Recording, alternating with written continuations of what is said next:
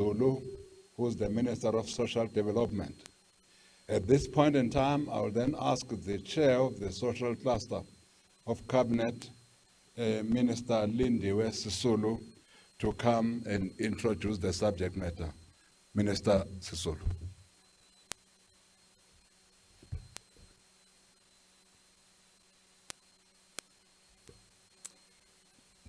Thank you very much, Minister Jackson Mthembu, and good afternoon to everybody here, and good afternoon also to our officials who are here to assist us. The intention, as the chair of communication has indicated, was to come and give you an update on some of the issues that have been happening in the country that are within our sphere of responsibility, and also to allow Minister Zulu to give you a breakdown of what exactly the President intends to give to South Africans as part of the social relief. We've had a very intense week trying to work out with Minister Zulu's team exactly what this means, and it has been a lot of work that has been put into it. And I'd like to thank her on behalf of the cluster and thank her officials for the work that they've put in, and she's about to come and give you a breakdown around exactly what did the President mean when he said we are going to get social relief, and he has set aside a certain amount of money to make sure that that social relief is delivered to those people and who those people are in the categories in which they are going to be worked on. I will also be here as part of, I'm not part of the social relief, unfortunately, but I am part of the cluster, and we also would want to give you a briefing on a number of things that are in the public domain that we would like to give you information about and to update you about, so that we keep our people informed about what government is doing to make them feel a little more comfortable under this period of lockdown. I'll now ask Minister Zulu, please, with your permission, Minister Mthembu, to come and give us a briefing around what social relief there is for all of us. She has indicated that she would start with the ministers and what social relief will be provided to the ministers. But she asked me not to divulge right now what it is, so we'll say it at the end, and definitely is not anything that is drinkable. That one is completely off of the radar screen. Minister Zulu, please.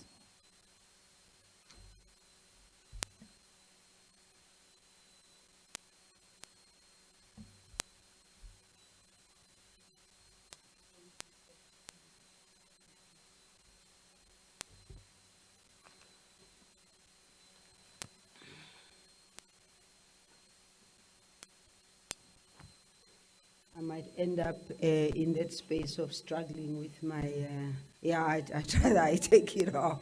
I think that's the best thing for me to do. Thank you very much, Minister Mthembu. Thank you very much, Minister Sisulu.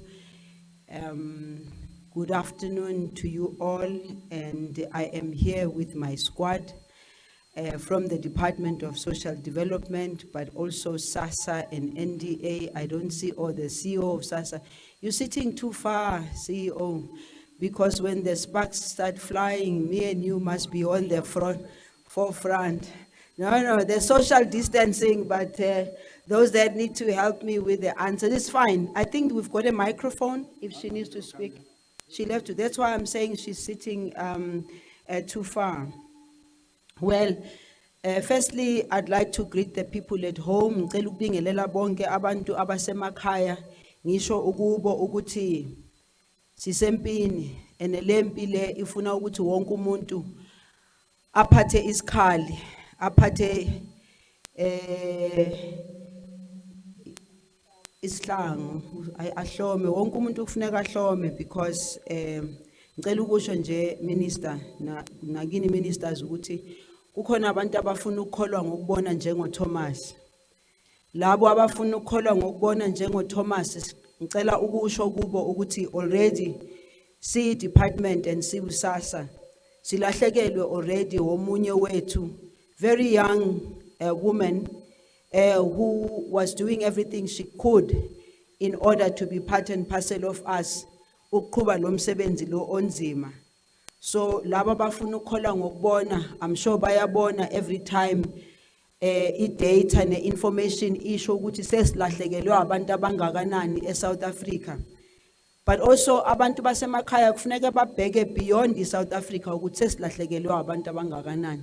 Uma sibheka inani labantu in Europe, sibheka inani labantu eAfrica, kuyasho ukuthi impela sisempini ene lempi le ayona lempi ezodependa kumasotsha akhishiwe anikezwa izikhali ukuthi ayolwa. Yimpi engena ngendlela eziningi. Ngakho ke isicelo sethu si social development ke gore re kopela hore kaofela batho ba mo South Africa, especially batho ba rona ba baholo, because ke bona who are easily affected. We are asking them that they must take the direction, take the instruction, listen to what government is saying, listen to the Minister of Health in particular and the directives that are being given, so that when all is said and done, when this is over, we don't know how long it's going to take us to be over. When this is over and done with, we have less people that we can count as people who we have lost as a nation. I want to take you back to the speech of President Cyril Ramaphosa, which he delivered to the nation on Tuesday in the evening, April 21st. By the way, that happened to be my birthday, but I never saw it. I don't know what happened. Will certainly be among the most memorable and humanity's response to the novel 2019 coronavirus disease pandemic. Equally, that speech of the president provided by the president on the 27th, after that on the 27th, where we're celebrating our National Day in a new way of doing it, which is the cause of Freedom Day, was profound in relation to the new society we need to become. To elaborate in context of that, what the president said, the president in his speech of the 27th of April, the president framed South Africa's fight against COVID as a collective societal mission. And that makes a great impact for us, particularly as a Department of Social Development, because our responsibility as a department is to ensure the well-being of all South Africans. The president summons every South African to rise to the challenge of protecting our collective interests and well-being, especially where this concerns the country's senior citizens, women, youth, and persons with disability in our respective communities. In the context of the announcement, the announcing government's COVID-19 economic and social investment measures billed to be 500 billion, President Ramaphosa defined South Africa's national mission as follows, and I quote, "The scale of this emergency relief program is historic. It demonstrates that we will not spare any effort or any expense in our determination to support our people and protect them from harm. We will and we must do whatever it takes to recover from this human, social, and economic crisis. Our country and the world we live in will never be the same. We are resolved not merely to return our economy, and may I add our society, to where it was before the coronavirus, but to forge a new economy in a new global reality." Close quote. The president further elaborates on Africa's biggest fight against COVID as a national mission in our economy and society. Therefore, as a Department of Social Development, of course, working with all the other departments, because we cannot do this mission alone. Noting this mission, the Department of Social Development will deliver unprecedented developmental and sustainability enhancing social relief and social revitalization program. Why do I raise the issue of sustainability and developmental? It is simply because as a department, we feel that COVID is here. We have to do everything we can to fight it, but also we must be conscious of the fact that there will be post-COVID. And therefore, everything that we do now, we must make sure that we sustain our programs. And why do I say that also? We know that there is a special fund that has been announced by the president. And our view is that from now until October, 6 months down the line, our people are going to ask us, yes, thank you very much for that period that you did something to support us, but what about the future? It is for that reason that we speak about developmental, we speak about sustainability. So, through these programs, we want to, one, intensify the department and SASSA's hunger targeting food and nutrition distribution programs, upscaling existing programs and innovating new and responsive ones through partnership that target and mitigate the growing COVID-19 induced human and social calamity. Gazetting directions that will enable the department and its portfolio to develop, administer, and implement the relevant program eligibility criteria and benefits. This for us is very important. Systematically and efficiently designing program targets and building wastage and misappropriation management mechanisms into that, because you know that already, fortunately, we have responded also positively to the portfolio committee, which is already doing its oversight. We've already had a meeting with them where we presented our programs, the social development, and enable the portfolio committee to do its oversight. We don't want them to wait until at the end to do their oversight. They are doing their oversight already now. One of the provinces they visited already is the province of Gauteng, and they were satisfied with a lot of work, but they also raised issues of concern, which we hope that the province of Gauteng will also be able to deal with. Strengthen COVID-19 targeted partnership with private, civic, including NPOs and academic research and multilateral partners, and factoring the need for including social development infrastructure into the forthcoming infrastructure build program. This is especially noteworthy within the context that the President mentioned that South Africa's economic recovery strategy requires of us to intensify infrastructure build interventions during the post-lockdown and post-pandemic period.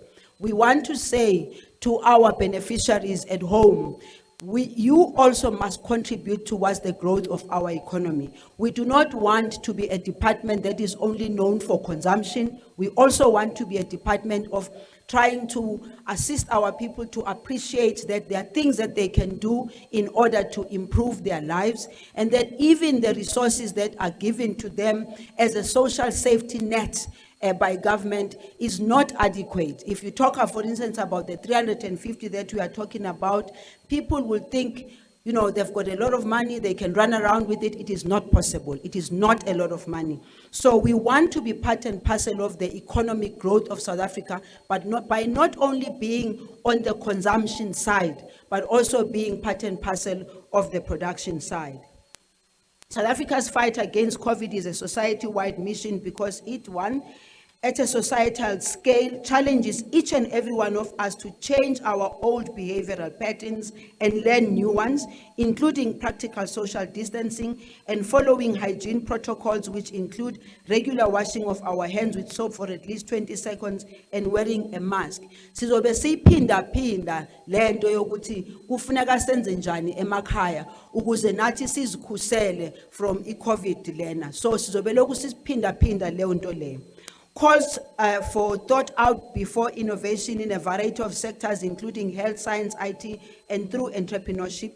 Ask the social development sector to assume a long-term vision of the assumption that underlie its program design, outcomes, and impact generation towards the post-pandemic South Africa, and demands societal, regional, and global responses that combine a shared sense of societal direction, the need to unlock closed and monopolized economic spaces, radical and incremental innovations, unleashing of domestic and regional technological, cultural, and endowments. We are talking about doing things for South Africans, by South Africans, for South Africans, so that your small and medium enterprises also get an opportunity to grow here. And I speak of this not because I was a Minister of Small Business Development, but because the Department of Social Development itself believes that we must be able to contribute towards that.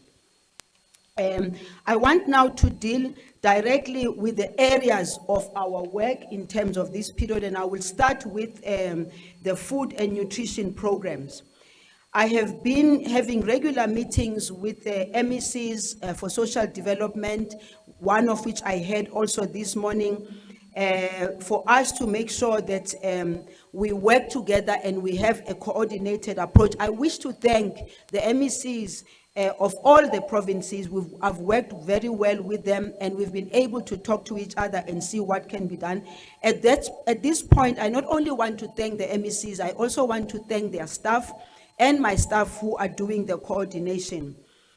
Our heartfelt prayers go out to the family of one of our staff members of SASSA in Zwi, the local office in Nelson Mandela Metro Municipality in the Eastern Cape, who passed away earlier this week in line of duty.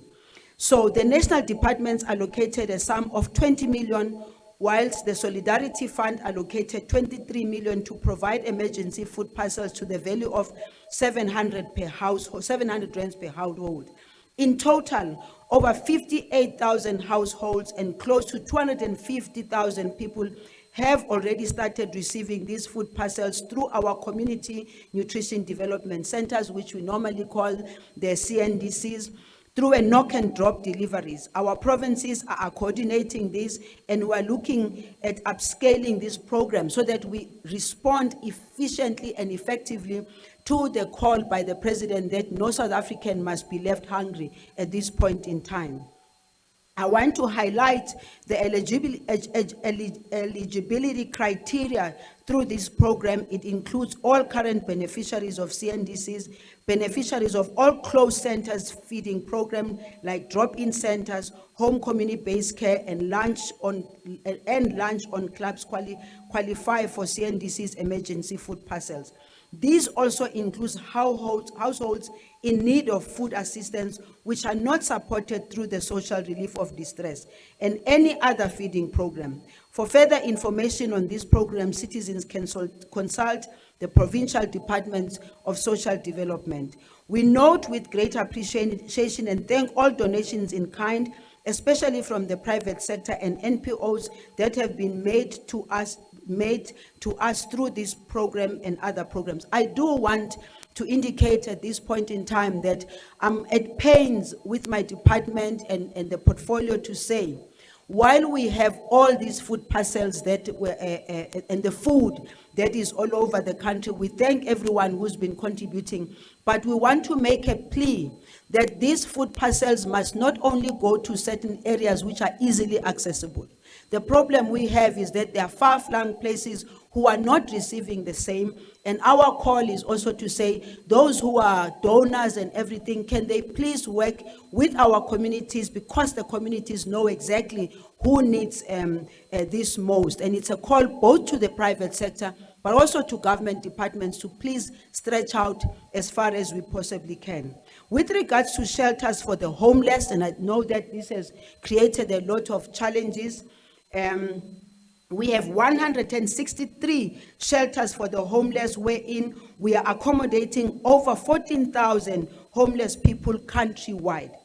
This number fluctuates as some are running away from some of these shelters and coming back at some point. Within these shelters, we are providing personal protective equipment, dignity packs, food, sanitizers, sleeping mattresses and blankets, and additional to this, we are providing substance abuse and psychosocial support. We have started to expose the beneficiaries in some of the provinces to some soft skills development and family reorientation.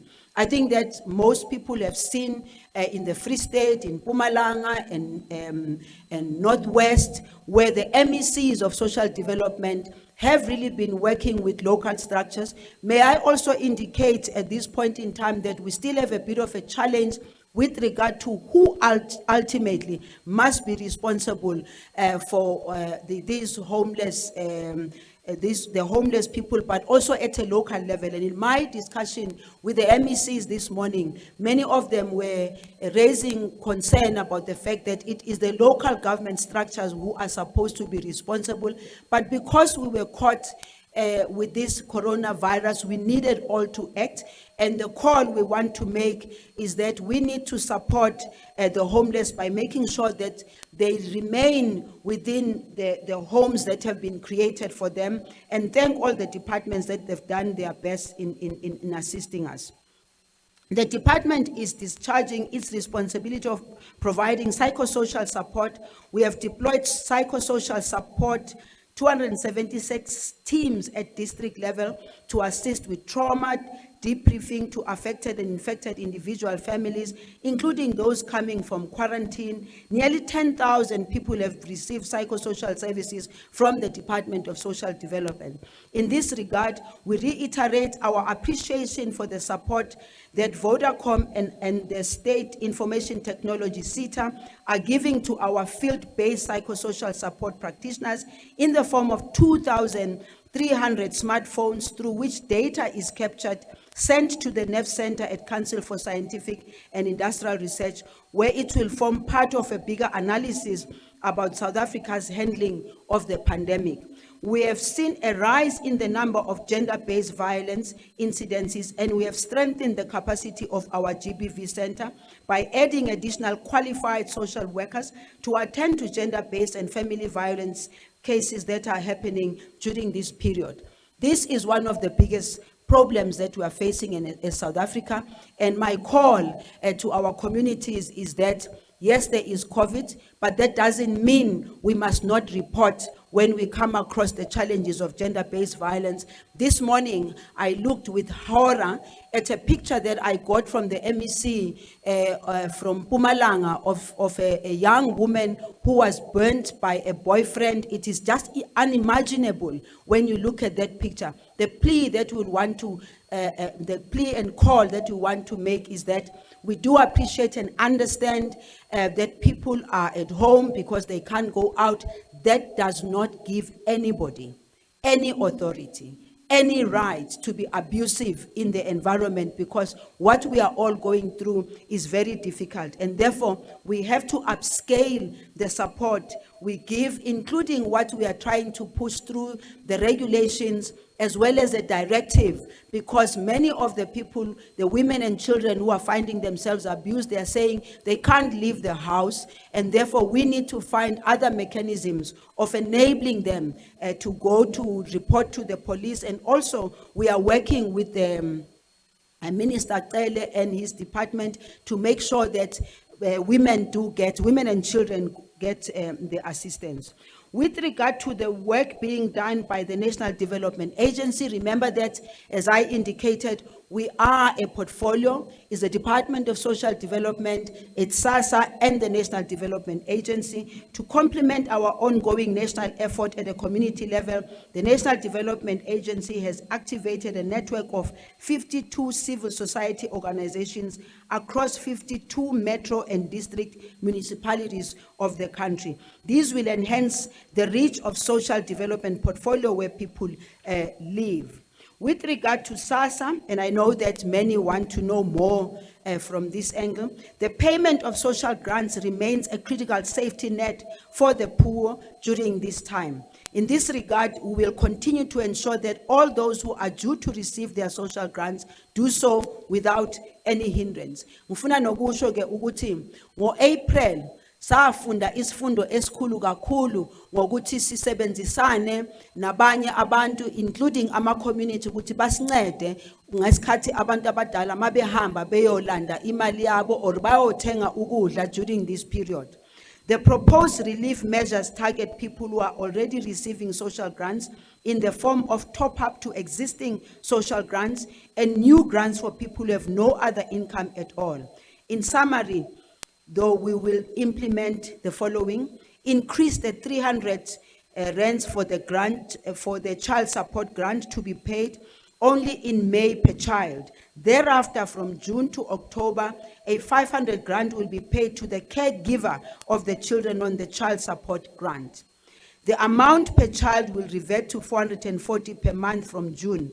All existing caregivers will automatically qualify and receive this benefit along with the existing child support grant monthly benefit.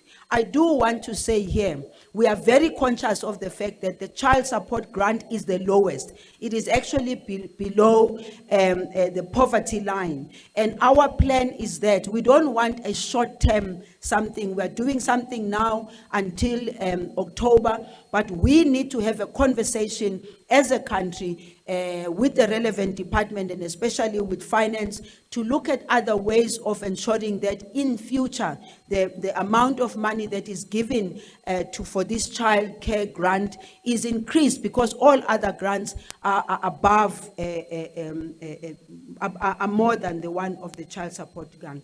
All other existing social grants are increased by 250 per month from May until October. And in this regard, I wish to acknowledge all the proposals and inputs we have received on how we should augment the social grants during COVID crisis. One of the key distributions that was that call for an increase in the child support grant to 500 rands per child. Now that we have clarified the allocation wherein the child support grant will be increased by 300 per child in May and 500 per caregiver from June to October, many organizations are arguing that we have shortchanged the children. While I acknowledge that all these proposals were sound and well motivated, we were unfortunately not able to provide the necessary funding to accommodate everyone during this proposal. But also, as a Department of Social Development, we don't live in isolation. When the challenges are there for the economy and the budget and all, we need to also be part and parcel of those discussions. We are also in conversation with Treasury and other parts of government to examine how we can improve the support that will provide for children, including how to address the gap that has been created by the suspension of the feeding schemes, where we're providing ECD centers in schools. And we are in a conversation with the Minister of Basic Education about how we'll be able to deal with this, because as we all know, the children who were getting 2 meals at school are no longer getting that. The total amount of 200 billion will be paid during the May payment cycle to 11.3 million recipients, thus benefiting 18.6 million people, including children. This includes the increased amounts mentioned above. In many poor households, social grants are the only source of income, and these increases will go a long way to ensure that these families do meet their basic livelihood needs. From May onwards, we will be staggering the payments of social grants to avoid large numbers of people at South African Post Office premises, retailers, and ATMs. This is in line with the disaster management plan regulations. I must also, at this juncture, appreciate the retailers and banks for their support and continued cooperation during this time. We will, as we did during the month of April, we engaged the Minister of Transport, we also engaged the Minister of Police, we engaged COGTA, we engaged all those relevant ministers to help us in the relaxation of some of the regulations in order for us to be able to make sure that our people move easily to access their grants. But we want to make the emphasis again. Masingafuni ukholwa ngokubona njengoThomas. Wonke umuntu osekhaya must appreciate ukuthi iCovid is still with us. We have, as a result of the challenges expressed in April 2020, SASSA engaged critical stakeholders in the payment industry and civil society to find possible solutions to relieve overcrowding and inconvenience, especially to older persons and persons with disability. In this regard, we have since separated the payment dates for older persons and persons with disability from other social grant beneficiaries. Older persons and persons with disabilities will receive their social grant on the 3rd of every month or the nearest working day after this date, when the 3rd falls on a weekend on a public holiday. This means that from the 4th, for the month of May, older persons and persons with disability can start collecting their money from the 4th of May since the 3rd falls on a weekend. Ra kopa ge hore batho ba bagolo ba tsebe hore tšhelete ya bona e tla tswa from the 4th of May. Kaofela ba bang, those who are supposed to be collecting the social grants tsa bona, re kopa hore ba ska ya go di bankeng, ba ska ya go di post office, ba ska ya, so that ba bule tsela for the elderly people and those with disability to be able to access, in order for us to avoid the fela uthelana ka COVID-19. The special COVID social relief of distress grant. This is the one that has ended up causing a whole lot of confusion. There should be no confusion about this issue.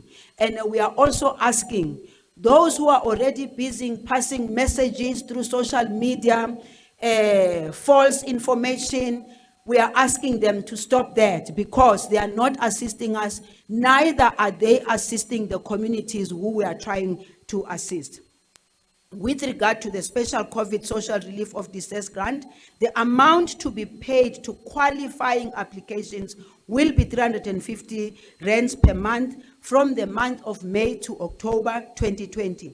The special COVID-19 social relief of distress grant will be implemented in terms of the existing avenue provided by the social relief of distress channel, which is administered in accordance with the provisions of the Set of Social Assistance Act of 2004. Everything reetsa ka molao, and therefore we need to make sure that we are accountable. We need to make sure that re na le di systems tse right to make sure that this money goes to the right people. In terms of Regulation 9(6) of social relief, may be provided to South African citizens, permanent residents, and refugees who have been affected by the disaster. This framework is currently administered through the South African Social Security Agency, SASSA, however, with limitations. The implementation of existing grants top-up is very straightforward, as these beneficiaries are already in the SASSA database. SASSA was required to make adjustments to the system to increase the amount for existing beneficiaries for the next 6 months. The new special COVID-19 SRD grant requires a rather more complex approach, as the beneficiaries are not on the SASSA database or any other grant support program. It was therefore necessary to introduce new systems and new qualification criteria and amend some regulations. The qualifying criteria for special COVID-19 social relief of distress, 350 rands per month for distressed individuals, is as follows. 1, the grant will be available to South African citizens, permanent residents, or refugees registered on the Home Affairs system who are resident within the borders of the Republic of South Africa. Number 1. Number 2, applicant must be above the age of 18, unemployed, not receiving any income, not receiving any social grant, not receiving any unemployment insurance benefit, and does not qualify to receive unemployment insurance benefits, not receiving a stipend from the National Students Financial Aid Scheme, and not resident in a government-funded or subsidized institution. Prospective applicants will need to provide the following compulsory information for processing for their application. 1, identity number, Department of Home Affairs, only provided by the Department of Home Affairs. No other person gives, no other department gives IDs. Name and surname as captured in the ID and initials, gender and disability, banking details, bank name and account, contact detail, cell phone number, proof of residence. I know at this point in time we had endless discussions about banking details, because some of the people that we are talking about are people who have no accounts, and many of them, as they are unemployed, obviously they will not have banking details. But we are working on a system how to reach the unbanked and the ones that have not been, that do not have the bank accounts. We're still working on the system. In terms of application process, an application for social relief of distress or social grant may be lodged electronically over and above any other available means by lodging such applications. The measures applicable including sending a WhatsApp message to 0600 123 456 and select SASSA, or email to srd@sasa.gov.za. We are still finalizing additional access channels, including SMS, self-help desk, and online application process. We will give information as soon as possible. And it's a plea again. Abantu abasemakhaya siyanicela ukuthi nazi ukuthi once sesine system esizokwazi ukuthi inikeze abantu okufuneka kube yibo abathola le mali le upresident asesinikeze yona, sizocela ukuthi sincedisane nabantu basemakhaya ukuthi iprocess yethu le bayi understand kahle ukuthi hamba kanjani. Re khopela gore ko magaeng, let us understand gore system ya rona re tshwanetse re lokise hantle so that batho haba apply ba khone gore re respond to them kanako, because when you apply, how applier asukuri immediately utlatola 350 rands. How applier runa as a Department of Social Development together with SASSA, together with others, we must make sure that you are not a person who's receiving other grants and now we are taking away ukudla emlonyeni wabanye abantu abangenalutho kodwa wena kube kukhona okutholayo. For people with no access to technology, volunteers will be trained to assist applicants who cannot use technology and will be provided with gadgets to capture details on behalf of applicants. We have already received commitments from the NYDA, NDA, and community development workers in some of the provinces to assist. SASSA in the provinces will further unpack those in consultation with provincial structures and civil society. We are just asking that those who have the means must be able to assist those who cannot. But when all is said and done, this money must go to the right people. Notification of the outcome for an application for special COVID-19 social relief of distress grant will be provided in the same manner in which the application was made. In terms of payment, this will be made mainly through bank accounts. I've already indicated that. Please, it is important for applicant to note that by virtue of application, all applicants grant consent to SASSA to verify the residency, source of income, and social security benefits with government departments and financial institutions, including all ID permits, will be cross-checked against data sources. Sifuna ukusho njeke ukuthi emakhaya isystem esizoyifaka isystem ezosinceda ukuthi futhi notsotsi bangangena esystemini yethu ngoba abantu okufuneka bathole le mali abantu ukuthi abanalutho abantu okwamanje abangenako nokudla emakhaya. Lastly, we'll publicize the directions which will provide details on how this grant will be implemented. The system will go live immediately when the regulations are published, and we envisage to start making payments by the 15th of May 2020. Those who have applied during the trial run will be contacted to provide further information. I wish to thank all the people who are in the front line in fight against the COVID virus pandemic. Among them, there are ordinary South Africans who are suffering from this pandemic or are caring for loved ones who are infected with it, volunteers in all our communities and institutions, social service professionals in all categories at all levels, health professionals in all specialization, and super specialists, the men and women who dispose of the garbage from our homes and offices, the people who prepare, package, and prepare the food parcels that people eat, South Africans who make sure that we have been provided with clean water and uninterrupted electricity supply since the beginning of the life-changing fight against COVID-19. These and more unnamed South Africans enjoy a great deal for South Africa's collective well-being. I wish to thank everyone that has been able to be of support and assistance, but I will not forget to thank also the very ministers who are sitting here, because Minister Mthembu, some people not really see what we are doing. We have endless sleepless nights. We sit throughout nights in meetings trying just to make sure that we develop the right regulations, make sure that we are sensitive to all our people. It's very stressful for us, but we've got to soldier on because we've got a responsibility. I thank you.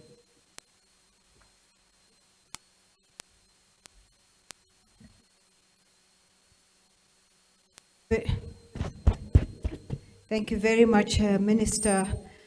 We did indicate that we would want some appreciation in the form of bottles.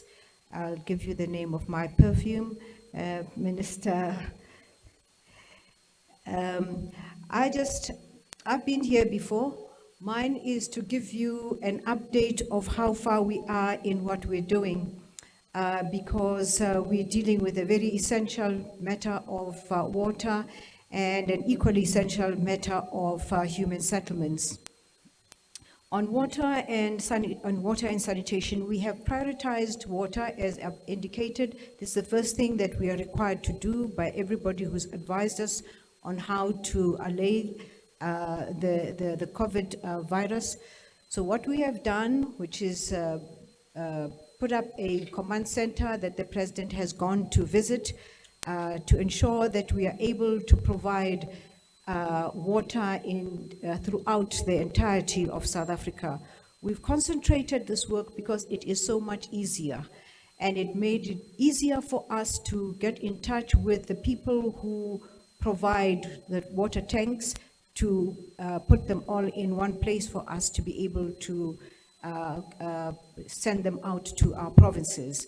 We sent out a number of the tanks. The tanks, as you know, are those gadgets that hold the water, and the tankers are those that are driven to provide water.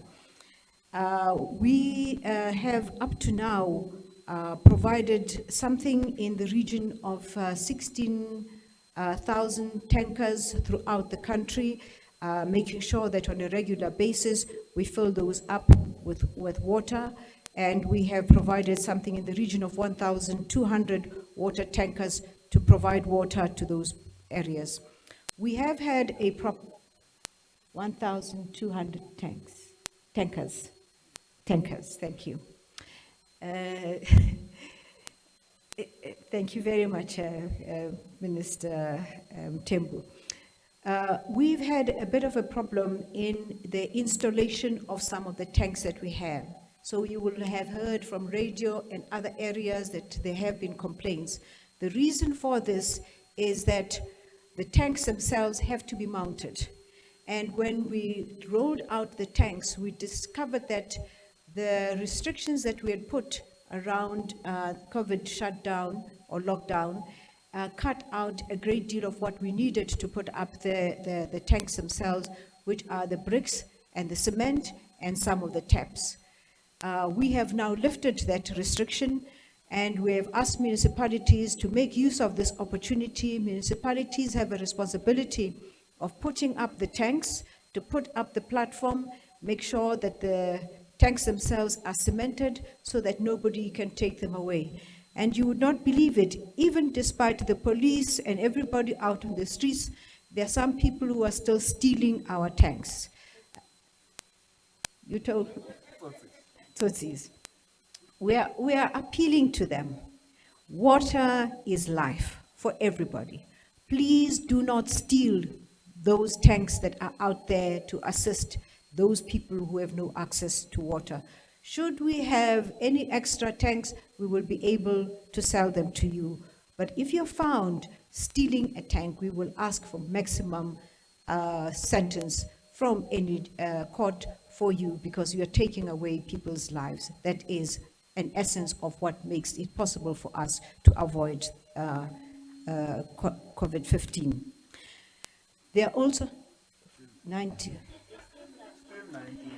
You know, if I were you,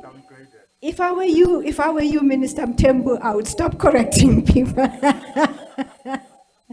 Thank you very much.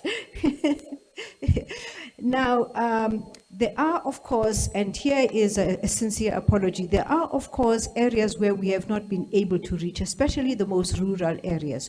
We try in every way that we can to reach them.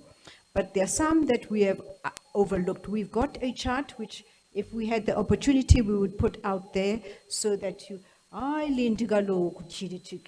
Lindy? Please. Hey, yes, notice, izikolo zivaliwe sengingathi ngutishara weclass manje. For those whom we have not been able to reach, please do not forget this number, and I want to repeat it. It'll probably be the 10th time I'm doing so. Please call us so that we can locate where you are, we can locate your municipality, and make sure that you do have water. The number is 0800 200 200. 0800 200 200. It's a toll-free number, so if you've got a phone or you have somebody near you with a phone, please alert us of those areas that still do not have any water. The water that we have used within this particular period has served a great deal of our people to the tune of 306 million that has been put into this operation. We are very proud of the work that has been done through the command center because it has made it possible for us to get through the first step. But a lot still needs to be done going forward. Regarding human settlements, this one is a very difficult, trickier one than water. Because what we have done in the regulations is, number one, invasions are absolutely illegal. The regulations are very clear on that. Anybody found invading land will be arrested immediately and put in a safe place where they will not be able to do it again for a very long time. Eviction is equally illegal. So nobody is allowed in this period to invade land that they find vacant, which is what most of our people like doing when they find vacant land, and evictions, which is done especially by those people who feel that either they're not getting any additional income from the people who live in their backyards, or especially done by farmers in the Western Cape. This is completely illegal. Last week I had to go down to the Western Cape to solve a problem where there had been evictions of people who had lived there. At least 49 families had lived there legally, but were evicted by the police. The matter was taken to court. Thankfully, the court has judged in the favor of the 49 families, and they have been taken back to their home in Empolweni.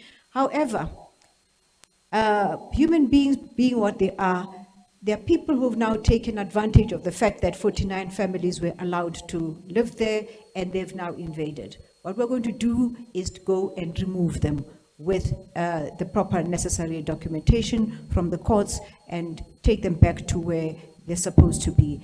There should not be any chance takers in this particular period. However, we've had time with the various municipalities and provinces to work out what it is that we are going to do. I had the fortune to have a whole day with the mayor of Gauteng and the MEC mayor of Johannesburg and MEC of Gauteng, and between us we have worked out that it is possible for us within the next period to release something in the region of 14,242 units within the next month or so. Now, if you calculate that each family has about 6 people living in it, you can imagine how many people it is that we'll be providing housing and shelter for in the nearest future. And I'm very grateful to the people that have been assisting me with this. In the Western Cape, we've also worked out what it is that we're going to do, and we have followed the legal processes. It's going to be much more difficult to count there because of the various problems that you would know that we have in the Western Cape. However, in the Eastern Cape, we do have work that is ongoing, and out of this, we hope to have a yield of 18,474 units in the next month or so. And if you multiply that by the number of 6 or 7, which is what we have per family, then you will realize that we are close to having, in the Eastern Cape alone, 92,244 people relocated to be put in new housing units. And we think that it has helped us to fast-track some of the issues that we have. Living in an informal settlement is not ideal, and we have taken time to take the advice of several NGOs who have been working with us traditionally to work out how it is that we're going to do this. They've given us good advice, and we've been working on that advice. And while I have this opportunity, I want to correct something that was in the newspaper and gave a completely different impression from what it is that is happening out there. We've been working with something like 10 NGOs. These are NGOs that we normally work with. Some more NGOs have indicated that they feel left out. We've left the door open. Should there be any NGOs that would like to come and join us, our doors are open. They would just need to abide by the regulations around which we have set for each of us to abide by. However, what we are also wanting to do is to change the terminology that we as government use when we communicate with our people. So I indicated on one occasion that we have learned from the NGO sector that they themselves were in the process of what we in government call de-densifying, and they call it reblocking. So we've adopted the language of the NGOs, which is something that is more easily understandable by our people, and they call it reblocking. Reblocking is making sure that in any set of houses in an informal settlement, some houses will be required to move away so that there is place for fire brigades, for police vehicles, or any of those matters that serve an essential purpose for our people. So we've latched on to the term of reblocking, and this is what we're going to be doing with our NGOs that have been working with us. We are hopeful that in the nearest future, we will have most of our informal settlements in Welgespreid, in Diepsloot, in Tanganani Extension, in Zandspruit, in Ivory Coast, in Ivory Park, in Shuetla, in Madala Hostel, and many in the Helen Joseph Women's Hostel. And I hope we start with the women's hostel, because the lockdown, as Minister Zulu has indicated, has brought about an unfortunate situation of a greater number of abuses within the home. So I'm hoping that we'll start with the women's hostel, and we will be continuing to make sure that we are providing suitable accommodation for all of these people. 2 weeks ago, we had a pleasant surprise from a donor who builds houses largely for people who go hunting, and they are used in ranches, and these are made of wood, and it takes about 2 hours to build a unit, and he invited us to see how this is done, and we already have about 20 or so units built within the space of about 4 days. We will be inviting the president, hopefully on Sunday. We invite all of you too, to come and see these units. They are beautiful. We're giving them to people who have lived in a particular area, and these are victims of eviction from farms. The area that we are dealing with was traditionally a farming area, and as it was gentrified, the people who worked on the farms were forced out, and they lived in tents and have been living in tents for the longest time. A very sad situation that we found there. But we've begun to build houses for them, and I'm hoping that when we give away these houses, the television will be there to show what is possible in the shortest possible time. Chairperson, I am very aware that we have very limited time, and we still need to make sure that we are able to attend to many other matters that need our attention. For the people in the Northwest, we still haven't had the opportunity to speak with the MEC, but we are hoping that very soon the informal settlement of Bui Degong will be attended to, In the Western Cape, I have been there and I have seen the arrangements that are made for Dunoon, and I'm hoping that very soon we'll be able to put up some kind of accommodation for them, including about 2,000 units for Kosovo. We have been working very hard, as Minister Zulu has been saying, to make sure that we can provide our people with decent shelter, because it is necessary. It is also necessary because they have to keep the necessary distance that is required. Most of the people who live in informal settlements are large families. And for us to be able to intervene in the way that we're required to intervene, we're trying to make sure that we can build more houses, separate them, but we emphasize that this will not be forced upon them. This will be on a voluntary basis. By showing them what we're doing with the wooden accommodation that we have, we're hoping that they'll be attracted to opt to move out of the accommodation they have to better accommodation, which is what government is providing them. Thank you very much for that time.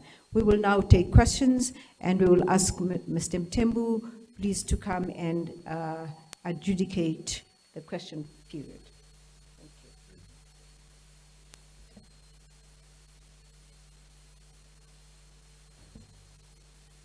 Thank you very much, my colleagues.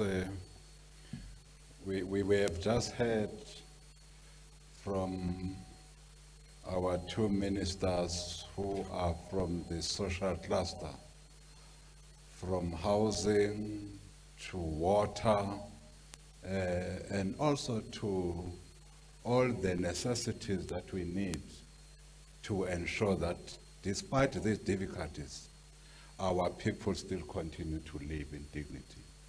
Again, that's from Minister Lindiwe Zulu.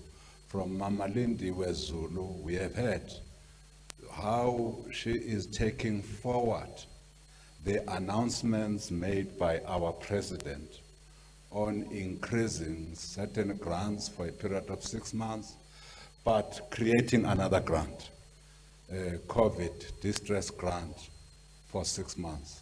So we have had all those. Now we know where we are going. We will now allow the media to field questions, but we really appreciate, my colleagues, that you were able to be here and to speak to our people on these very important matters in our lives, particularly in ensuring that, notwithstanding the difficulties that we are faced with, at least we are able to come up with relief measures for our people. Now, is there anybody online, on the WhatsApp? Yes, Minister, we have a couple Thank of you. questions. Can go ahead. All right, thank you.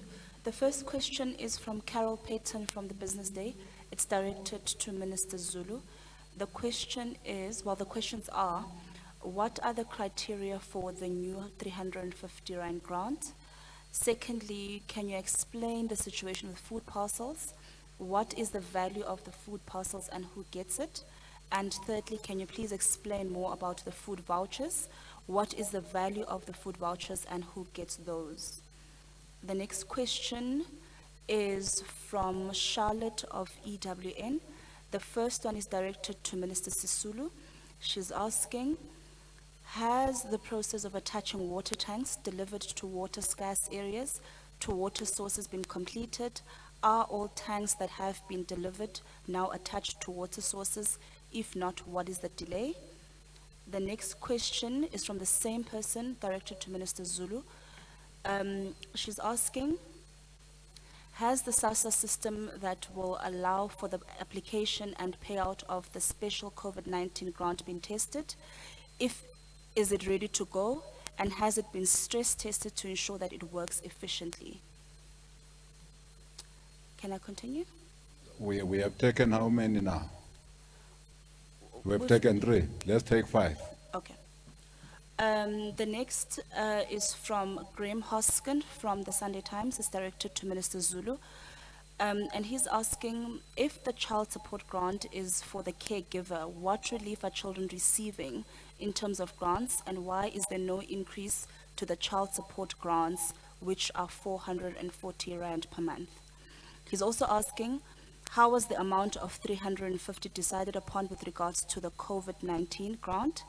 And lastly, please explain in detail the rollout of the new e-grant system and how exactly will people be able to access it?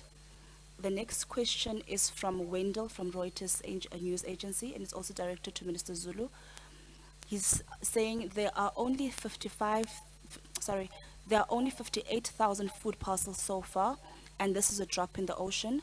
What does government estimate the current need to be, and what are the plans to ramp up food parcels to a set maximum amount, and by when? He's also asking what is happening to those children no longer getting meals as part of the national feeding scheme. Are there specific measures from social development to help them? Thank you very much. Do you still have some questions there? We will come back to you from your WhatsApp. Eh? No, not from the WhatsApp group. Yes, Minister, I've got about 4 more. No, it's fine. Let's take these ones, answer these ones so that we don't get confused with many questions. Minister Zulu.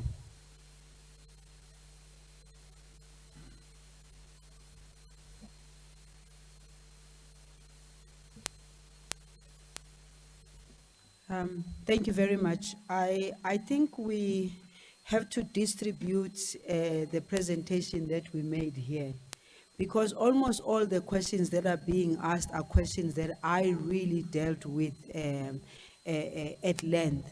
So may I make the proposal to those that are responsible for the communication to distribute the speech, Linton, Chief of Staff, and communications guys, Charlene, please make sure that it is distributed. But I can say to you that the criteria in terms of the 350 is already explained as I presented it.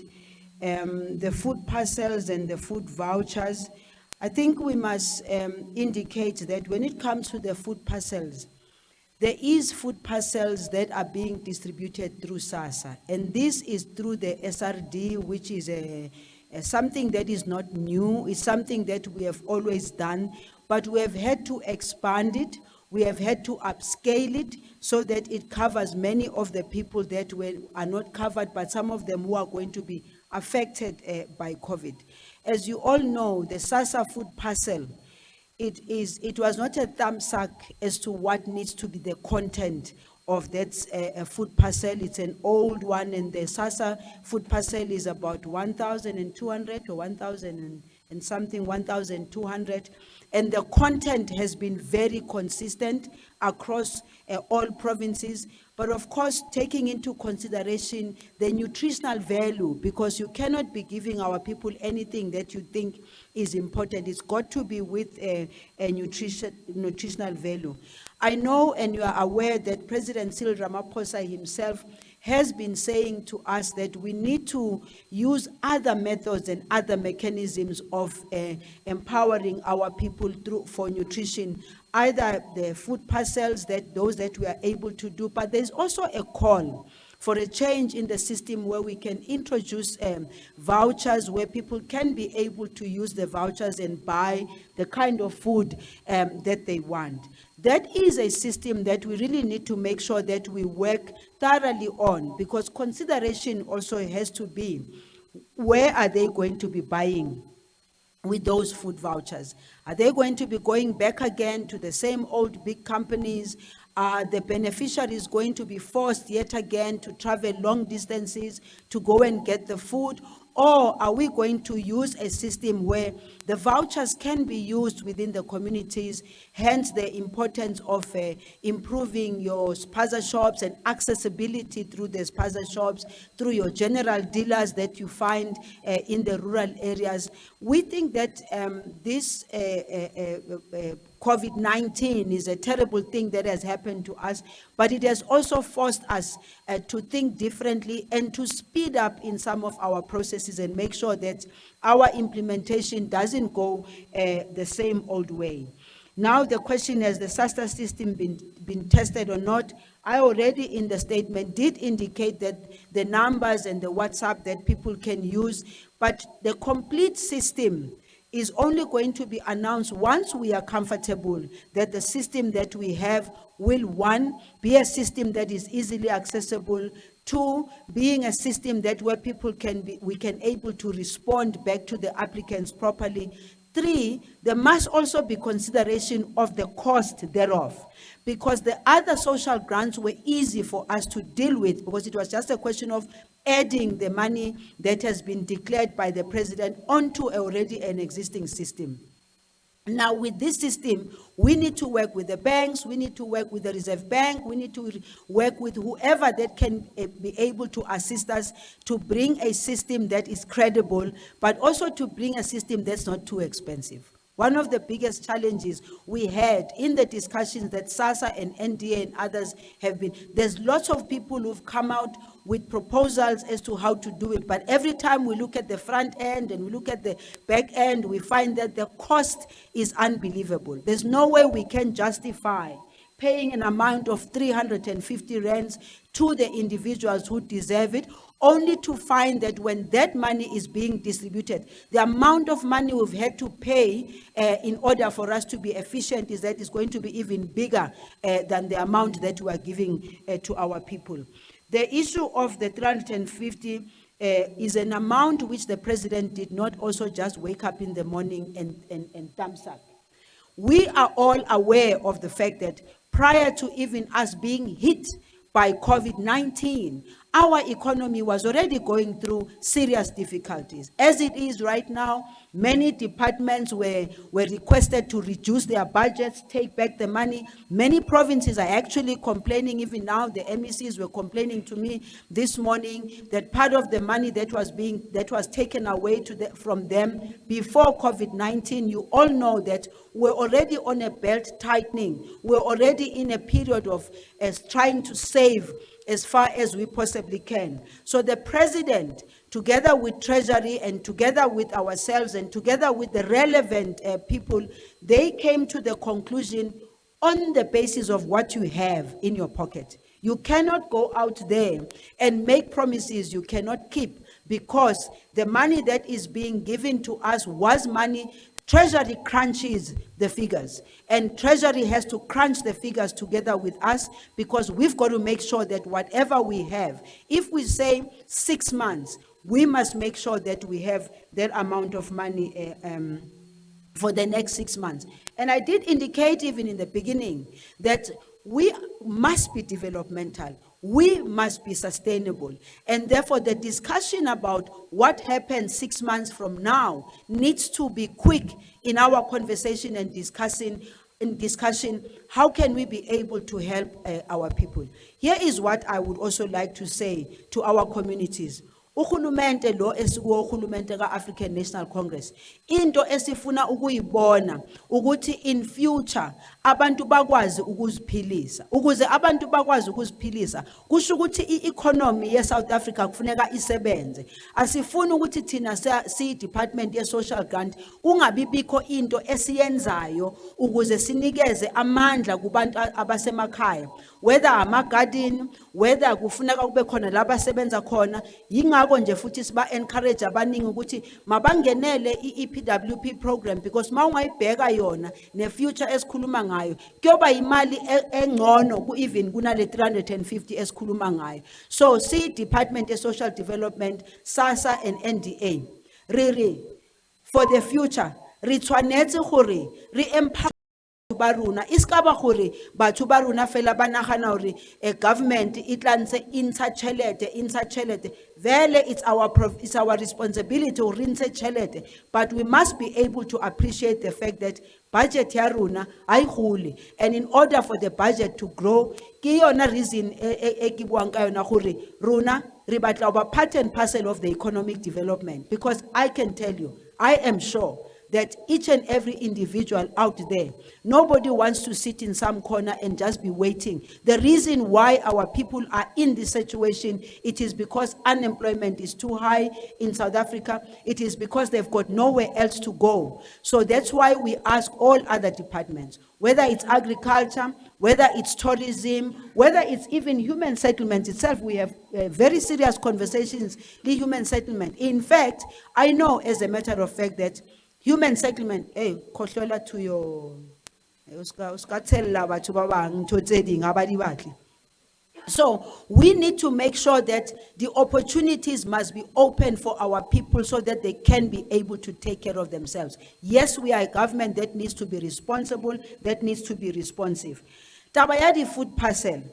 Ke a tseba gore almost everywhere in our country, batho ba bangata ba llela di food parcels. Yes, we will reach as far as we possibly can. But here is a message. The message is that those who even have the food already, they must really think and think seriously about those who have absolutely nothing.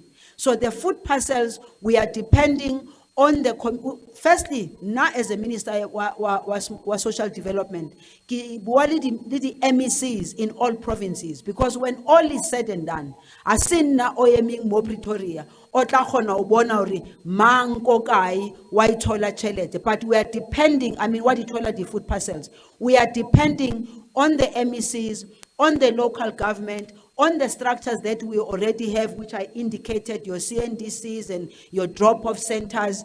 And that issue, ya bana ba skolo, Leona, I did address it. Gore ke na le discussion le minister wa basic education. Gore re understand gore bana ba bangata ba dutse ko magaeng and they have nothing. So we are also calling on the parents to really assist in this case, because tšhelete which should have been spent now on the children while they were going to school is the money that maybe we can see how we can work it out so that within the systems that we have, really improvement. On the other hand, Minister wa Basic Education, the Minister Minister Enji Mutshekga, Libona, they will be here making the very making the announcements about what plans they have in place. And I'm sure Liruna de Kahono Ribute the same question, but I can assure you, me and her have already started a conversation. Yauri, how can we help those that are not in school? Also, I have mentioned earlier on that those that are private sector driven, those that are packaging and sending and giving people food, our call to yourselves is that as far as possible, work with the communities, as I said earlier, because your government structures, your NPOs, your NGOs are the ones who know where the people who need most. And therefore, do not create a panic in our communities. I've seen sometimes some people, and we thank them for going out there, but I see them just going out and letting people come stand in queues, and that itself, I think that there's got to be dignity in that. We need to be appreciative that people didn't call it upon themselves to be in that situation. So those that are giving the food, please make sure that you adhere to the guidelines, and if you don't know what the guidelines are, ask your local government structures, ask your provincial structures what needs to be done. We also do not want to be just a society and community or government of food parcels. Life is way bigger than that, but for now, we will use the food parcels in order for us to reach our people. But for the future, we have to look for systems that give dignity to our people. Thank you.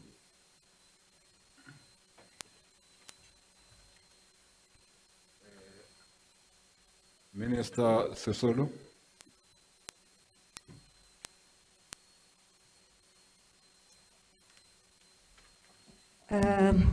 I've just been reminded before I answer this, I've just been reminded by my people to announce good news. Good news for us, it might not necessarily be good news for everybody else who's not affected by this.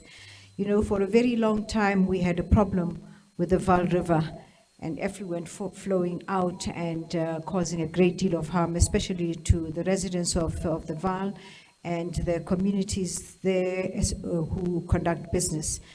Yesterday, we were invited over to be shown that the 44 pumps had already been cleared.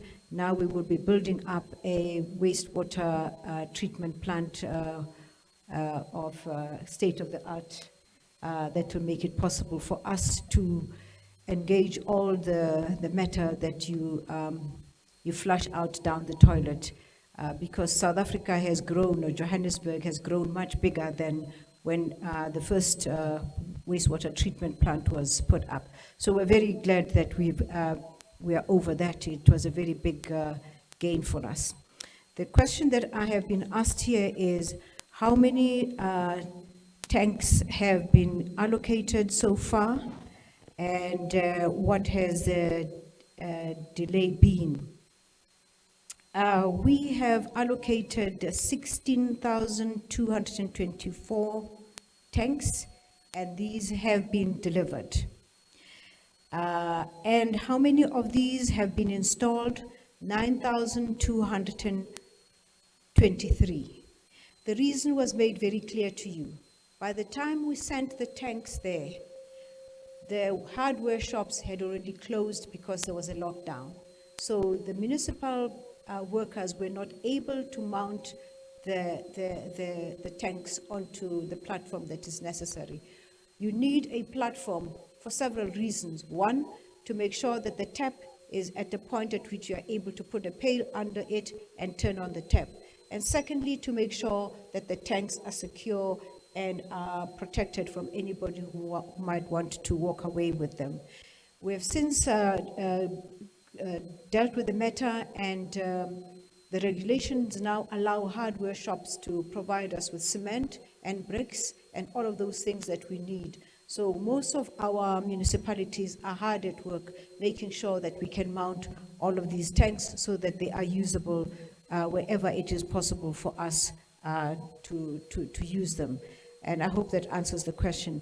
But should there be anybody out there in any of these communities who would like to come out and help and has the necessary tools of trade, please come and join us. We would be only too happy to have you there. We are halfway through with putting up our tanks.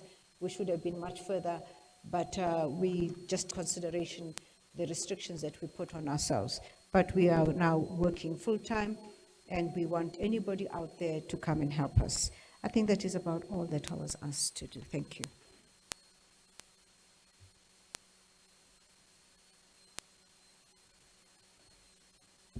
Thank you, ministers. We will take another round.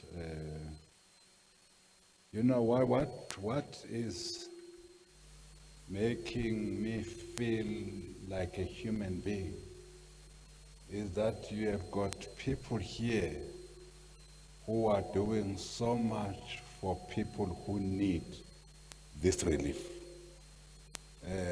Whether it's relief of water, whether it's relief of housing, whether it's relief of 350. You know, there are some people who think that 350 won't do anything for them. But there are people there who need the 350 to live. So again, the 300 for social grant, 500 for caregivers, we really appreciate the work that you are doing, colleagues. And I think I'm saying this on behalf of all South Africans who are listening. So the intervention measures and socio-economic relief measures that the President spoke to are measures that are much needed in our communities. So we are happy to hear ministers saying, how far have we gone now to implement these measures? This is most appreciated. Having said that, any other questions? Okay. We have... It looks like the journalists are so much used to the WhatsApp. They don't want to call. They just WhatsApp. Okay. Yes, I think we're spoiling them with the WhatsApp line, Minister. Yes. There's a question from Bande Kentane of Faith Terrestrial, directed to Minister Sisulu. He's saying regarding, I think it's supposed to be Minister Zulu though. He's saying regarding registered NGOs under the banner of care services and social relief of distress who also have a CIPC license, Are they able to, 1, provide food parcels to individuals in need, 2, provide food parcels to communities in their communities, and 3, organize a food handout at their facilities? The next question is a follow-up from Carol Payton from the Business Day. It's also directed to Minister Zulu. Do households that qualify for food parcels also qualify for the 350 grant?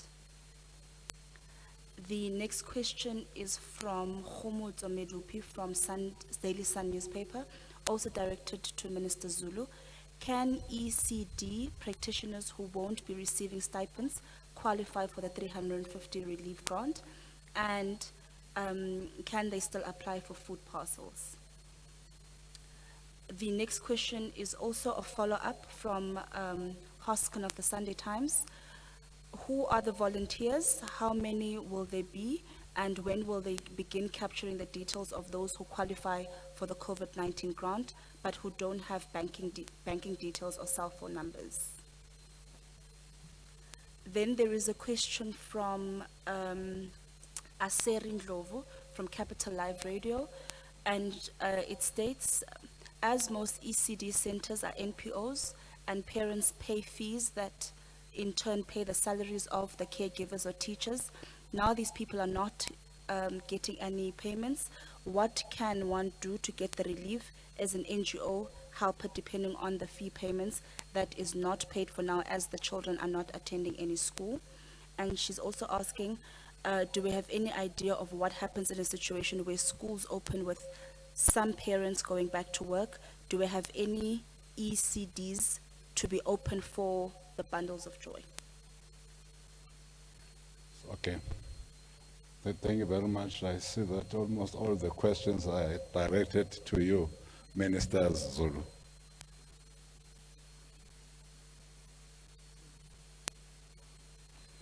Chairperson, thank you very much. I am also going to ask if any of the questions that have been asked and the team that's in my office as well as SASSA feel they need to make any additions, please, they may do so.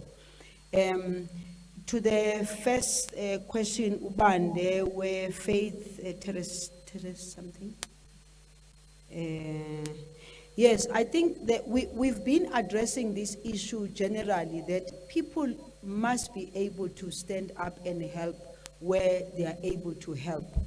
People who are able to put food parcels together and are able to assist, they must assist. May I also say, Minister Mthembu, that I think the issue of the levels, level 4, level 5, and level 4, and what's going to be happening at level 4, that is clearly going to be explained. I'm not the one to explain. It's Minister Nkosazana Dlamini Zuma that will explain, because that will give you also an opportunity and an appreciation and understanding what is it that we can be able to do. I talk, for instance, I know many funders and donors, some restaurant owners have been saying, we would like to cook food, we would like to deliver the food. Can we be able to do that? I think that we'll welcome any form of assistance that is needed by our people. But again, we are also guided by the regulations and the guidelines. So if they have food, I think I indicated earlier on that they need to work with the community leaders. They also need to work with the government departments. They must, in their provinces, please check with SASSA, because again, SASSA regional managers are sitting in the meetings of the provincial jogs, and that's where everything is also being discussed. I think what we need to do, I can say, we need to just make sure that people have the right number to call, and then of course, when they call on the other side, they must get the right response, because I know many complain that, Minister, you keep giving us numbers, and then when we call the numbers, we don't get through. The volunteers, again, volunteers would also have to adhere, and the selection of those volunteers I cannot do the selection of the volunteers because volunteers need to be agreed upon at a provincial level, at a local level. And there are people who've been volunteers throughout their lives that are known by the community. What I indicated was that the National Development Agency also had its own list of volunteers, and that list of volunteers by the National Development Agency, it's not something that's drawn by the CEO of National Development Agency here in Johannesburg. It is something that's drawn by the communities, from the communities, and again, we have to make sure that whatever volunteers we have, there's got to be proper processes of ensuring that there's a screening for them, of ensuring that they have the necessary PPE, they've got everything that needs to protect them. So you will see the volunteers, because one of the things that I would like to say, we are trying to get volunteers, but we are also aware that there are tsotsis along the line. Otsotsi abaphuma bengena manje ezindlini zabantu benqonqoza bathi bathunyelwe uhulumende ukwenza one thing or the other. Thina awethu ama-volunteer sizosho ukuthi azobe egqokeni, sizosho ukuthi azobe aphethe ini, ngoba into esiyikhulumayo sifuna ukuthi lawo ma-volunteer ahambayo, nikhumbule ukuthi ama-volunteer esizowafuna yila ma-volunteer okuzofuneka ukuthi asincedise ukuthi abantu abayo-registara for le mali ye 350 rands, ama-volunteer are-right, nothotsotsi abafuna ukungenela abantu ezindlini. With regard to the ECD centers, uhulumende akazange abaxoshe abantu abasebenza kuma ECDs. Government is continuing to pay those that are working in government-owned early childhood development centers. And also, the message was made by the Minister of Basic Education before, that those who are having private ECDs, it's their responsibility to pay those people who are working in ECDs. If they are unable to do so, because I don't want to generalize, some of them obviously are struggling because if the children are not there, some of the parents are not paying. It therefore means many of the ones who are coming from properly registered ECDs, they can go to the UIF and make the necessary claim, or anywhere else where they are supposed to claim. Ngoba kufuneka sazi ukuthi into eyenza ukuthi sibe ne UIF ivele ilindele ikhathi ezifana nalezi, ngoba siyazi ukuthi ifuture, angithi nje siyazi ukuthi uhulumende in general unokubeka even ama reserves in terms of the reserve bank, in terms of treasury, for ukuthi makwenzeka kube khona isigemegeme esifana nalesi esikuzo, uhulumende akwazi ukuyongena lapha esikhwameni abheke ukuthi angathatha imali engakanani. So labo abakuma ECDs abanganikezwa imali yabo mabacheke ukuthi i-UIF ama process anjani, and ngiyazi ukuthi uComrade uMinister Thulas Nxesi already useyenzile i-announcement waze wenza extra call centers ukuze abantu bakwazi ukufikelela bafone. So labo ke baboyilanda lapho imali, but thina siwuhulumende ka-African National Congress azange sithi abantu abasebenza kuma ECDs abazuyithola imali yabo, bazoyihola imali yabo. Hopefully nabo labehleli khona babe nalo comfort ukuthi imali yabo bazoyithola. I think indaba ye qualification criteria ngeke ngayiphinda, ngifuna ukuyiphinda futhi Mthembu ngoba ingathi iyinkinga le ndaba. Ngiyayiphinda futhi. The qualification criteria for special COVID-19 of distress, 350 months for distressed individuals is as follows. The grant will be available to South African citizens, permanent refugee, permanent resident, or refugee registered on the Home Affairs System. Akekho umuntu ozoxusha somewhere avele angene acabanga ukuthi nje usezoyithola le mali, and who are resident within the borders of the Republic of South Africa.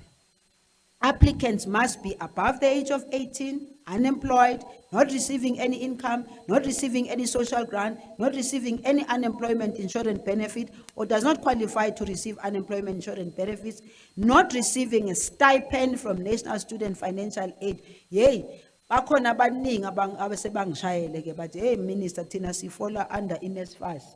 Sifuna ukwazi ukuthi thina siya qualify yini. Unqualify ngoba uhulumende already uyanika le mali, and I think uMinister higher education kusasa mayela uzoyichaza kwayona leyo ndaba leyo ukuthi akekho asikho student esithathelwe imali yabo ngoba abaye esikoleni futhi siyazi ukuthi ama student amaningi bayayinida le mali ngoba phela kufuneka ba access i-information through ukusebenzisa lento lesesiziphethe lezi ukuze bakwazi ukuqhubeka nokufunda. Not resident in a government funded or subsidized institution, prospective applicants will need to provide the following compulsory information for processing of their application: identity number, of course, home affairs, name and surname as captured in the ID, gender and disability. Sengishilo ngathi ama banking details, siyazi ukuthi khona abanye abantu abanganawo lawo ma banking details. Sisemsebenzini siyafuna indlela ukuthi laba abangenawo bona sizobanikeza kanjani. Contact details or cell phone or whatever, proof of residence or address. Kukhona ke oke wangithumela SMS lapha wathi ya minister wena ukhuluma ngeproof of residence. Khona abantu abaningi abangenayo leyo proof of residence. I mean abangenayo lelo phepha elishoyo ngoba emakhaya for instance esikhathini esiningi siyazi ukuthi during ama elections kunokuba khona leyo ndaba ukuthi ama address wabantu nako konke. Lama volunteers esiwafunayo senzela ukuthi ama volunteers akwazi ukusincedisa ene futhi njengoba ngisho asizi usebenza sodwa. We are in connection with the MECs, with local structures. We are hoping that as normally we work with them, they will be able to assist us in identifying the communities, but also there are NGOs and NPOs who normally work with people. So masingakhulumi ngathi abantu bakithi abanangqondo abanazandla. Abantu bakithi banazo izandla banayo ingqondo bayasizwa ukuthi sithini. Umakhelwane mayebona ukuthi hayi ingathi umakhelwane wami uyahluleka ene ngiyamazi ukuthi akasebenzi naye ufuna uncedo bazokwazi ukuthi bancedisane, but they must keep the distance of course and make sure that they are fully covered and compliant with the COVID. So, Minister Mthembu, I think in terms of the clarifications that I needed, but ngifuna ukusho futhi ukuthi asishongo ukuthi imali izophuma kusasa. Ngishilo ngathi i-date esitargetayo ilanga le-15 zaka May. Ukuze sikwazi ukuthi from now kuze kuyofika leso sikhathi siyakwazi ukuthi senza i-system ezosinceda, siyakwazi ukuthi nama volunteers asincedise, siyakwazi ukuthi sikhulumisane no MEC bama province, siyakwazi ukuthi sikhulume nabantu at a district level ukuthi basincedise. Mina nje ngimela, if there's one thing engiyaziyo Minister Mthembu, Minister Zulu, that our people, those that really appreciate and understand how did we get here, they are really ready outside there to help us, and I'm sure that believing in them they'll be able to assist us. Futhi ngiyazi ukuthi abanye babo kuzoba yibo abakhipha otsotsi phakathi kwethu ukuthi babonakalise ukuthi hayi cha lo siyamazi uyayithola i-grant, lo siyamazi uyakuthola ukuthini. Into engiyicelayo kubantu bakithi ukuthi make sizwelaneni siyabantu sinabo ubuntu. That's why we talk about ubuntu, is because kufuneka sibambisane as communities. Uhulumente esebenza yedwa akazukwazi ukwenza wonke lo msebenzi. So it's my plea nokucela nje ukuthi sizame ukuncedisana. Kukhona umunye ongithumela i-SMS lapha wathi hey we minister wena siyakuzwa ukhuluma ngabo bonke abantu abangasebenzi ungakhohlwa ukuthi nawe uhleli nje lapho one of those abantu ababe bake basebenza bangathola ithuba lokuthi bathole imisebenzi. Ngikhuluma ke ngamasotsha wethu wakudala ngoba lapho sikhula kule social grant esikhuluma ngayo sikhuluma ngama war veterans.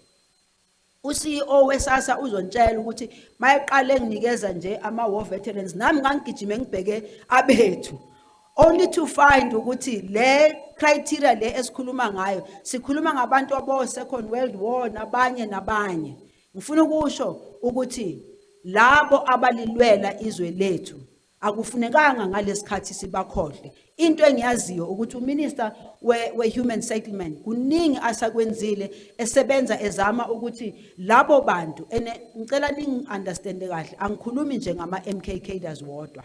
Ngikhuluma ngawo wonke amasotsha wethu, whether bebeku ANC, whether bebeku PAC, whether bebeku Black Consciousness Movement, abaningi babo bantulile lengaphandle. And isikhathi sokuthi nathi manje ke sithi ukubabheka sibabonelele ukuthi bakuphi sibancede ngoba le period esikhuluma ngayo khona manje kulabo abanabantwana kulabo abangenabantwana. This is the time for us to pay also attention to them. Ngiyabonga.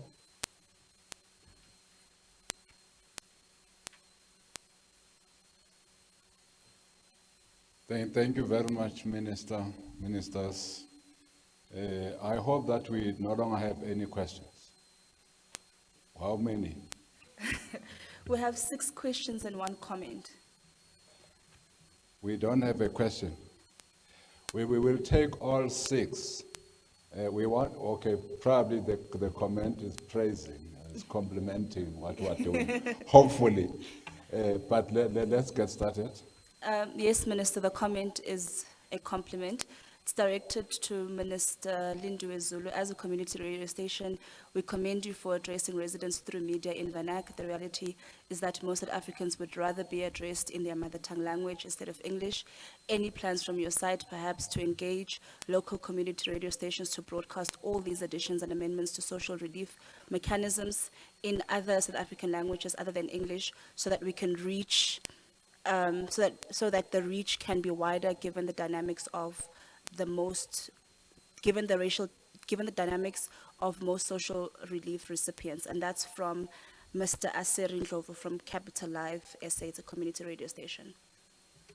Well, Then we have a question from Malvin Shabangu, also from a community radio station called Voice of the Community. It's directed to Minister Zulu. With regards to a proof of residence as a requirement for applications for the 350 unemployment grant, some people are living in informal settlements with no numbers or street names. So how are they going to access the proof of payment? Of The address. the proof of address, sorry. Yeah, used to proof of payment, actually.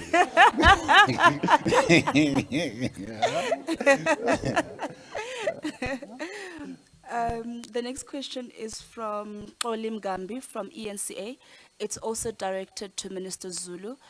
And his question is, which department between social development and the Department of Basic Education is responsible for the distribution of school nutrition, and how will the distribution work when schools reopen, given the phased approach? Then we have a question, Minister, directed to yourself, and it is from Geoff Hill from the Washington Times. And he's asking, we have previously said you have previously said that government would not release data on COVID-19 deaths and cases based on the ethnic groups. Does the government have this information for its own planning purposes? And if government are not willing to share the accurate data with the public, does that not give power to the fake news Minister Zulu spoke about earlier? Then we have a question from James Stent from Ground Up. The first question is, many countries have included relief for mortgage holders and renters during lockdown periods, largely by suspending mortgage and rental payments for a period. Why has the South African government decided against this kind of relief measure? Then there is a question. It doesn't say who it's related to or who it's directed to. It says, the City of Cape Town has indicated that it will close the Strandfontein temporary shelter for the homeless people from 30th April, acting on a legal opinion that says that municipalities are not responsible for shelter for homeless people during lockdown periods. Will the Department of Social Development be taking over the City of Cape Town, from the City of Cape Town, in accommodating the more than 1,500 people currently in Strandfontein after the 30th of April? Then we have a question from... I hope that's the last one. I hope that's the last one, because we now have got to go somewhere else. Okay, Minister, it's the last one. Catherine from Spotlight in Cape Town is asking Minister Zulu. Minister Zulu announced that 276 support teams were to be dispatched at district level to support with trauma, briefing and debriefing of families affected by the pandemic, how will these teams work to identify the families? What kind of support services specifically will those teams be offering? What staff members do these teams consist of? For an example, how many social workers, counselors, psychiatrists, etc.? And how is the Department of Social Development working with the tracing teams and rapid response teams to better locate families that need assistance? Thank you very much, Minister. Let me answer again. The gentleman from the Washington Times. The information that we are putting out on the COVID testing, including screening that we are putting out, including numbers of people who have lost their lives, including the recoveries of people from this virus. That is a matter that we are guided by the World Health Organization. And some of us have read also what other countries are providing, so that information is made available to the entire world. We have got coronavirus worldometer.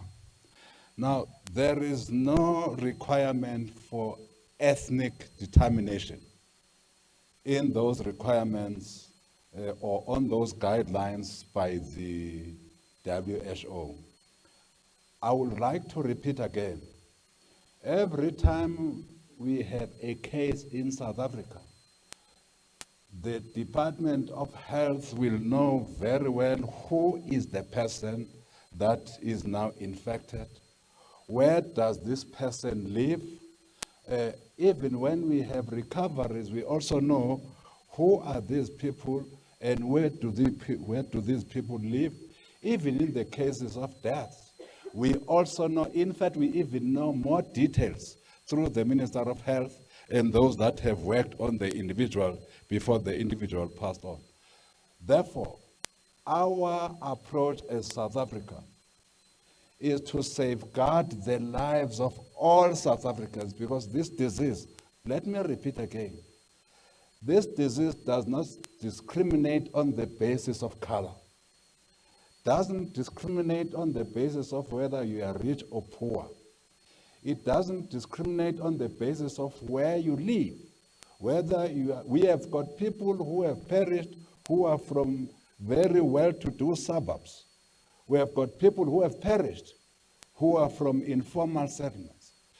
Our issue as the government of South Africa is how do we ensure that all South Africans, all of them, without exception, whether black or white, rich or poor, are not adversely affected by this disease. And that's why we have, as the Minister of Health has said, we have been able to flatten the curve, and we would like to continue flattening the curve so that we don't have many infections, so that we don't have a peak that will overwhelm our health system. Now, Geoff Hill, if in your country they do the pronouncements on ethnic grounds, in South Africa we don't do so. We report in accordance with what the World Health Organization has guided us. How many of the population are infected? How many of the population are recovering? But how many tests are we conducting? All information that we make available to the World Health Organization, because we are duty bound to report on these issues. At no stage did the World Health Organization say to us, can you tell us whether those people that you have tested are black or white, are Zulu or Sotho? We have not received any such guidance from the World Health Organization. But suffice to say, we know in this country, by the way, as the government, which areas are badly affected. We know very well. We know that the areas of Johannesburg are badly affected, the areas of Cape Town are badly affected, including surrounding areas of around Cape Town. We know the areas of Durban and Umlaas are badly affected. We know the areas of Pietermaritzburg are badly affected. We know the areas of the Free State are badly affected. We know the areas of the Eastern Cape are badly affected. So we have data, scientific data, that tells us where are the areas that we need to give more attention to. That's why the Minister of Health is also deploying the recent medical doctors and specialists we received to come and assist us from Cuba. He is deploying all these medical experts on the basis of which areas has the most need. Therefore, we have answered your question because as the South African government, every death, even of a black person, of a white person, of any person, is one death too many. Thank you very much. Who wants to now answer the other questions?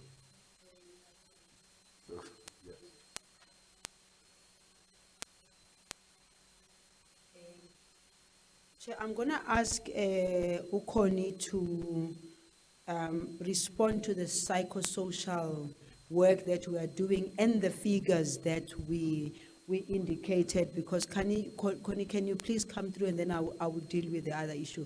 Connie is the one also who represents the department in the net joints. Good afternoon. I'll be dealing with the question that was raised on the number of teams. Yes, we do have teams at the district level, and those teams consist of social workers that have been trained on trauma counseling.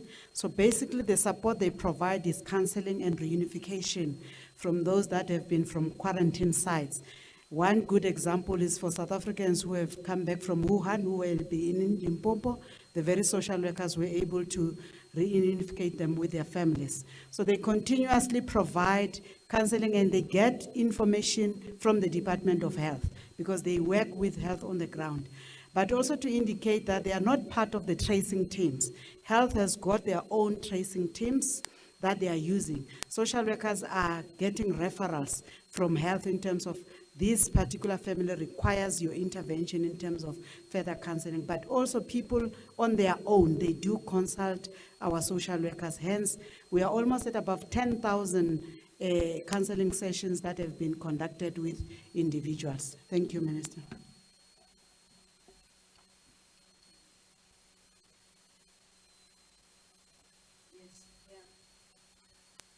I think with regard to the question relating to ukusebenzisa ulwimi lethu esilujwayele, ngiyazi vele kubuhlungu ngoba abantu bahlele emakhaya nje bayazibuza uba uLindiwe ukwitiza uthini la ekhona khona. But I know that through GCIS we've got a program of reaching out to more than 60 community radio stations.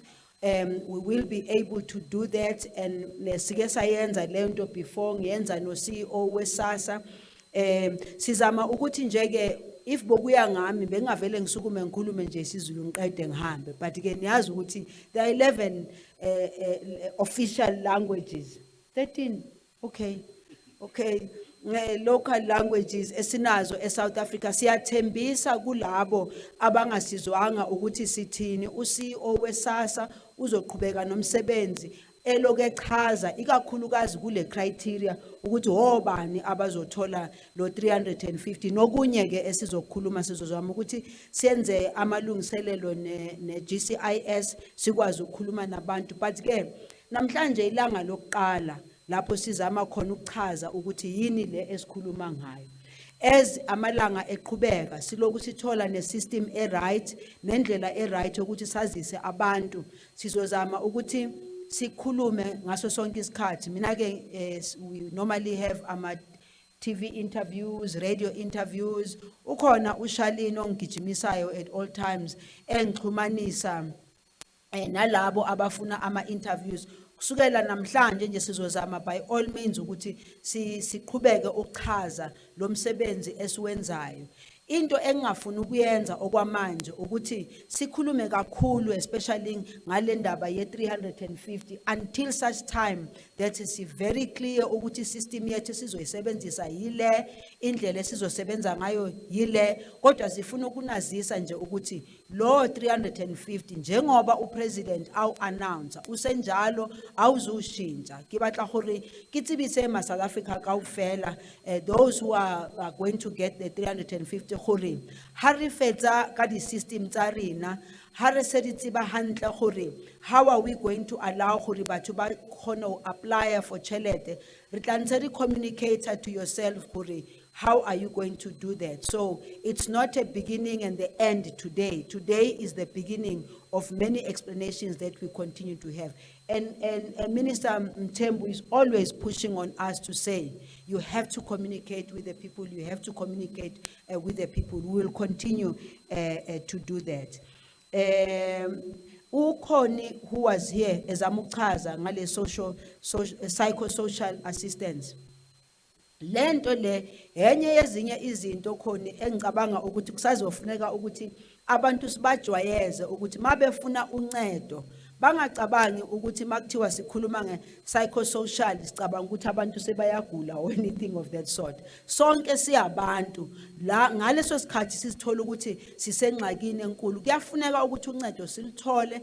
And upresident washo wathi kithi si Department of Social Development ufuna si expande or siqhashe o social worker abaningi ngokuya kwethu nje ngokubona kwethu nongihlale ngibheka ukuthi eCuba for instance each and every street uthola ukuthi kunodokotela, abantu okufuneka ngabahambe i-distance ende bayofunana nodokotela. Even nale ndaba yama social workers sizama ngakho konke esingakwenza ukuthi even in future abantu bathole uncedo long before kuba ne problem emakhaya. Okugcina ngifuna ukucela ikakhulukazi le ndaba leye gender based violence nangendlela abanye omama namantombazana nosisi baphethwe ngakhona, siyacela ukuthi ama community kufuneka ame ngeenyawo asincedise. Yekani ukuthula noma nizwa next door ukuthi umuntu uyakhala, yekani ukuthula noma nibona ukuthi abantwana emakhaya bayahlukunyezwa. Umsebenzi wenu ukuthi nisukume nisho nisincede ngoba we are building a better South Africa. And in the process of building that better South Africa, it's not about the South Africa as in the physical. It is also about the South African who has to inhabit it. And that South African is a South African that we are trying, whose life must change. And it can only change if we work together. Thank you.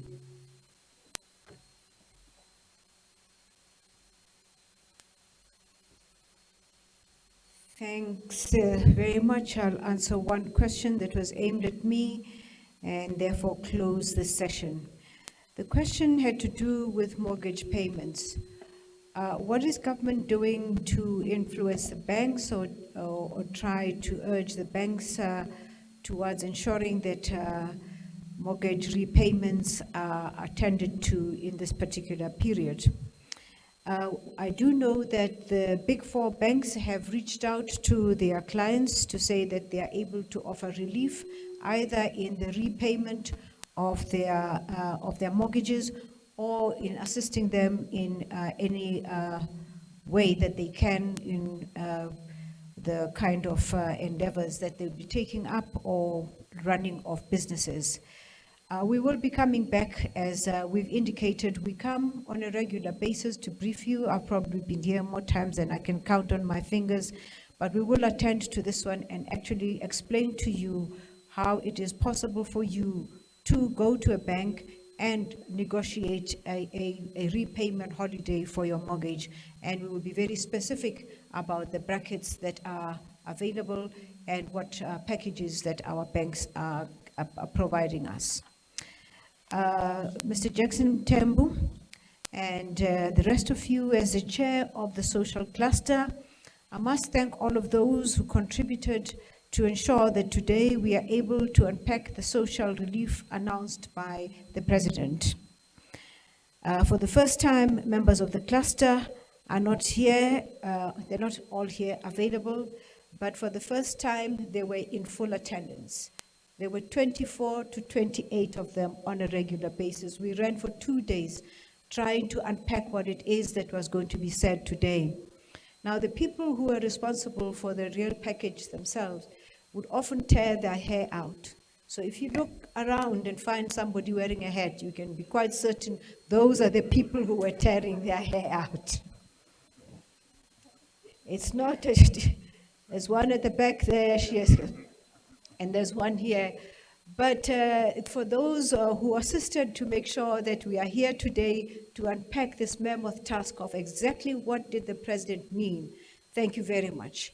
And also through to you, Mr. Mtembu, Minister Mtembu, thank you for allowing us this particular opportunity, because it was a nightmare. The first day was a nightmare, a complete nightmare. The second day was an even bigger nightmare. By yesterday, Lindy and I had agreed that the nightmare had to end. We're here now, and we're hoping that the message that has been sent out to all of you has been understood. And we do have toll-free number. Lindy, can you repeat it for us, please? We do have a toll-free number for those social workers who are assisting the department that can be reached, and the number is 0600 123 456. That's the easiest thing. But I think we need the number for gender-based violence also, Connie. That one is a number that we have to consistently keep giving. And for those who are affected by the scourge in our society, where women are abused on a regular basis and numbers grow incrementally as indicated by the Minister of Police, please do not hesitate to phone this number. And the number is, Totsi, sorry, 0800 0800 428 428 428. 428. 0800 428 428. 428 428. 0800 428 428. Please make sure that you are out there supporting women who are living in difficult conditions. And to all of you who've taken time to be with us, thank you very much. We hope to use you and your radio stations to put out the message out there and unpack what the president has provided. In case you're wondering what anybody's wondering about the 250, what it is for, Minister has taken time to make sure that you understand. For the military veterans who've been SMSing everybody, Minister has indicated that she is going to attend to you and everybody else. If there's anything we've missed out, we will keep coming back to fill you in and make sure that by the time we are done with COVID-19, all of us are at one understanding what government is putting out there to make sure that life is made better for each one of you. Thank you so much.